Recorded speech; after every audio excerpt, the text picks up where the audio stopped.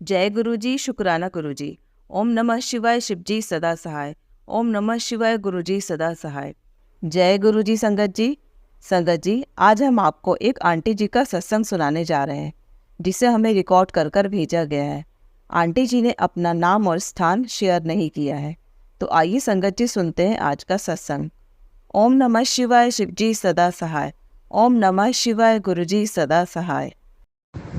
जय गुरु जी। संगत जी, मैं अपना सत्संग शेयर करना चाहती हूँ और उसकी शुरुआत में मंत्र जाप से करूँगी। ओम नमः शिवाय, शिव जी सदा सहाय। ओम नमः शिवाय, गुरु जी सदा सहाय।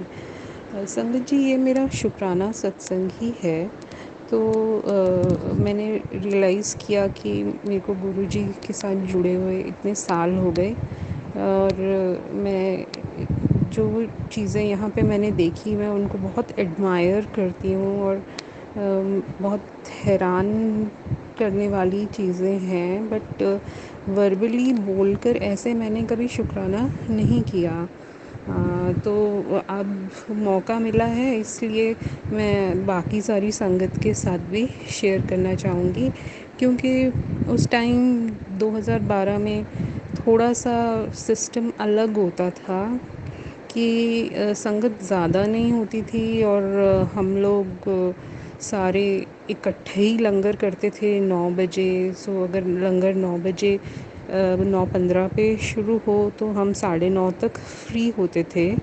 और उसके बाद अगर आपको घर जाना है, जो कि मुझे जाना पड़ता था गुरु जी के मंदिर से आगे, मतलब मैं जाती थी हीरो होंडा चौक की तरफ, जो कि मानेसर की तरफ है। तो काफ़ी वो आउट ऑफ द वे पड़ जाता है, लाइक सुनसान, ज़्यादा डेवलप्ड नहीं। तो इसलिए, और यहाँ से मंदिर से छतरपुर मेट्रो तक पहुँचने के लिए भी आपको लग जाता है आधा घंटा, और फिर आप मेट्रो पकड़ोगे 20 मिनट वहाँ लग गए। तो अगर आप 10:30 पहुँच के जा रहे हो ऑटो लेकर, तो मैं वो अपने एकदम सुनसान से एरिया में 11 बजे तक रात को पहुँचती थी। तो इसलिए मेरे को थोड़ा होता था कि कोई अगर मुझे संगत ही मेट्रो तक छोड़ दे तो मैं जल्दी पहुंच सकती हूँ। क्योंकि कार्स वगैरह फ़ास्ट चलती हैं, और उस टाइम पे ये नहीं होता था कि आपको ऑटोज़ खड़े मिलेंगे जैसे आजकल प्रॉपर ऑटोज़ का सिस्टम है। और आजकल वो गाड़ियाँ खड़ी होती हैं जिसमें 10-10 लोग बैठ के जाते हैं 40 रुपए में। ऐसा पहले नहीं होता था। सॉरी संगत जी, खांसी के लिए। तो मैं वहाँ लंगर करने के बाद वेट करती थी। तो सबसे पहले तो मुझे एक संगत मिली कि जो रहते ही उसी सेक्टर में थे, सेक्टर 10 में, जहाँ मैं रहती थी, हीरो होंडा चौक पे। तो इसलिए काफ़ी आराम से वो मुझे ले भी आते थे और फिर मुझे छोड़ भी देते थे। पर हफ्ते में वो तो आते थे एक दिन, और मैं मंदिर जाती थी हर दिन। तो मुझे हफ्ते में लाइक 5 बार कोई छोड़ने वाला चाहिए था। तो अगर मुझे छतरपुर मेट्रो तक मिल जाती थी गाड़ी तो भी वेल एंड गुड, मैं वहाँ तक गाड़ी में चली जाती थी। नहीं तो मुझे अक्सर बहुत गुरुजी की जो ओल्ड संगत है वो मिलती थी और वो मुझे छोड़ती थी, या मेट्रो तक या आगे। तो उनके साथ एक्सपीरियंस जो था, जो बातें करते थे, वो बड़ा ही ब्यूटीफुल था। जब वो अपनी सत्संग सुनाते थे गुरुजी के साथ जुड़ने के, तो जैसे मुझे जोशी अंकल छोड़ा करते थे घर पे। तो जोशी अंकल का ये था कि वो पहले वहाँ चाय की सेवा करते थे, और कई साल तो हमने देखा उनको चाय की सेवा करते हुए। और फिर उनके साथ मैंने वापस जाना, तो उन्होंने फिर मुझे बताया कि एक्चुअली जब गुरुजी शिफ्ट हुए दिल्ली, इस तो वो भी जलंधर से दिल्ली शिफ्ट हो गए। तो मतलब मुझे सुन के बड़ी हैरानी हुई कि मतलब सिर्फ गुरुजी के शिफ्ट होने से वो अपना पूरा घर बार जोशी अंकल ने भी जलंधर से दिल्ली में शिफ्ट कर लिया।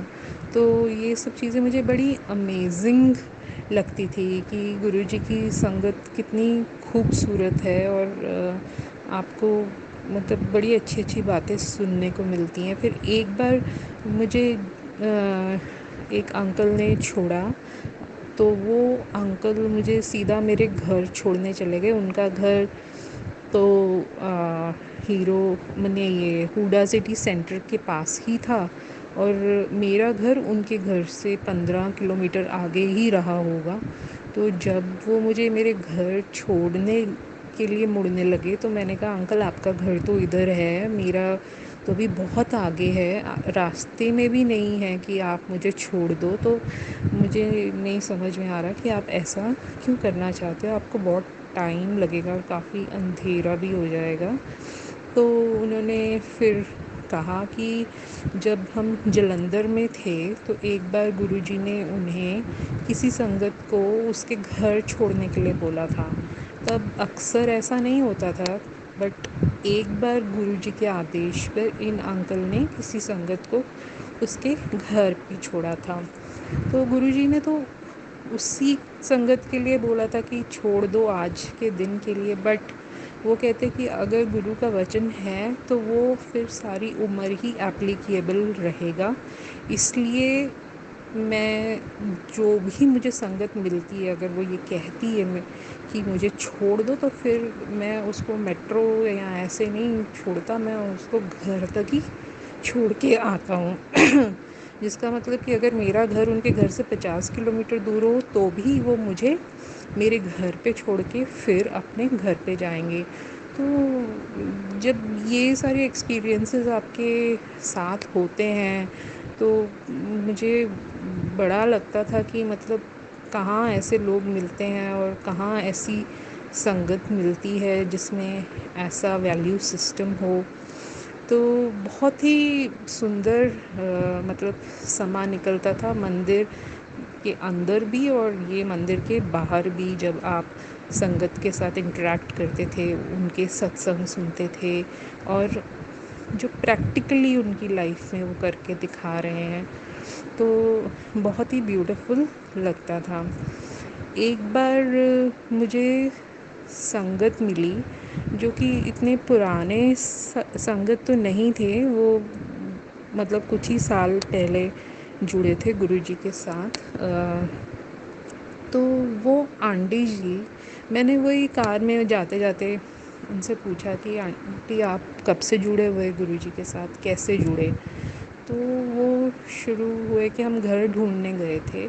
तो मुझे सुनकर इतना अच्छा लगा कि वो एक्चुअली गुरु जी के बनाए हुए घर में रहते थे यहाँ गुड़गांव में, जिसके ऊपर वाले फ्लोर में जो कृष्णा दीदी हैं गुरु जी की बहन, वो रहती थी। तो मैंने उनसे पूछा कि आपने कृष्णा दीदी को देखा हुआ है? वो कहते हैं हाँ। तो मतलब मुझे लगा कि, और फिर उन आंटी के घर सत्संग होता था, तो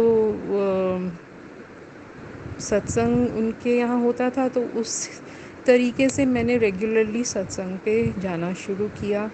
और फिर सत्संग में मैंने देखा कि गुरुजी का अपना घर कैसा है, ऊपर उनकी सिस्टर का घर, मतलब जो मेरे लिए बिल्कुल, मैं सोच भी नहीं सकती थी कि मुझे ऐसा सुंदर मौका मिलेगा।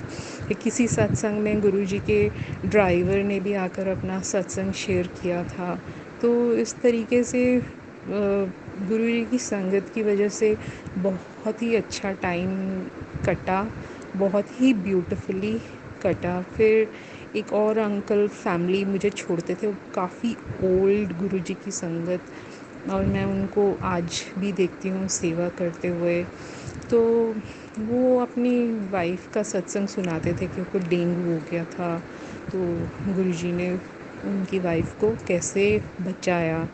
मैंने फिर उनकी वाइफ भी देखी, उनकी सारी फैमिली और एक्सटेंडेड फैमिली, कभी कभी तो 20-20 लोग इकट्ठे आते थे 4-5 कारों में, और काफ़ी आगे रहते थे, बट वो 10 सेक्टर से गुज़रते थे, इसलिए वो मुझे 10 सेक्टर पे छोड़ देते थे। फिर आगे उन्होंने मेरे को सत्संग के इनवाइट देने शुरू कर दिए। मैं जा नहीं पाती थी क्योंकि वो बहुत दूर रहते थे मेरे घर से भी, गाँव की तरफ, और बहुत दूर रहते थे। तो बट एक दिन मैंने उनका मैसेज आया, तो मैसेज में उन्होंने मुझे वो उनकी वाइफ के डेथ के भोग पे बुलाया हुआ था। तो मुझे बहुत ही बुरा लगा देखकर। मैंने कहा पता नहीं अंकल की क्या हालत हो रही होगी और कैसा महसूस कर रहे होंगे। ऐसा तो उन्होंने सोचा भी नहीं होगा। और वाइफ ज़्यादा ओल्ड नहीं दिखती थी, मतलब बहुत यंग भी नहीं होंगी। अंकल तो थे थोड़े ओल्ड, बट वो शायद उनसे बहुत छोटी होंगी। तो मुझे यकीन भी नहीं आ रहा था कि उनके साथ ऐसा हो गया। पर संगीत जी, मतलब मैं हैरान रह गई ये देखकर कि जब मैं अगले 1-2 दिन में मंदिर गई, तो अगले कुछ दिन में मैंने देखा कि वो अंकल वहाँ वैसे ही सेवा कर रहे हैं, और उनके चेहरे के एक्सप्रेशन से आप कुछ नहीं भांप पाओगे कि उनकी पर्सनल लाइफ में इतना बड़ा इंसिडेंट हुआ है। तो इस टाइप का सेवा भाव उनके मन में मैंने देखा। तो मतलब ये इतनी इंटरेक्शंस जो गुरुजी ने ही करवाई, क्योंकि गुरुजी ही मंदिर बुलाते हैं, गुरुजी ही आपके जाने का इंतज़ाम भी करते हैं। और कई बार मुझे मतलब वही संगत मिली जो उधर ही जा रही है उस तरफ को, कभी कोई प्रॉब्लम नहीं आई। और तो मतलब ये सब गुरुजी ने कराया, और गुरुजी ने मुझे मतलब दिखाया कि संगत उनकी कितनी प्यारी है और कितना कुछ सीख सकते हो आप उनकी संगत से। तो इसलिए मैं गुरुजी का अनंतम अनंतम शुक्राना करना चाहूँगी मुझे ये मौका देने के लिए। यही मेरा सत्संग था शुक्राने का। और संगत जी, आपका भी शुक्राना जो ये सत्संग सुन रहे हैं, और वो चैनल्स जो ये सत्संग शेयर कर रहे हैं, उनका भी अनंतम अनंतम शुक्राना। जय गुरु जी। जय गुरु जी, शुक्राना गुरु जी। संगत जी, अगर आप भी अपना कोई सत्संग शेयर करना चाहते हैं तो डिस्क्रिप्शन में दिए गए व्हाट्सएप नंबर पर लिखकर या अपनी प्यारी सी आवाज़ में रिकॉर्ड कर कर भी हमें भेज सकते हैं। हम जल्द ही आपका सत्संग संगत जी के साथ शेयर करेंगे। जय गुरु जी, शुक्राना गुरु जी। ओम नमः शिवाय, शिव जी सदा सहाय। ओम नमः शिवाय, गुरु जी सदा सहाय।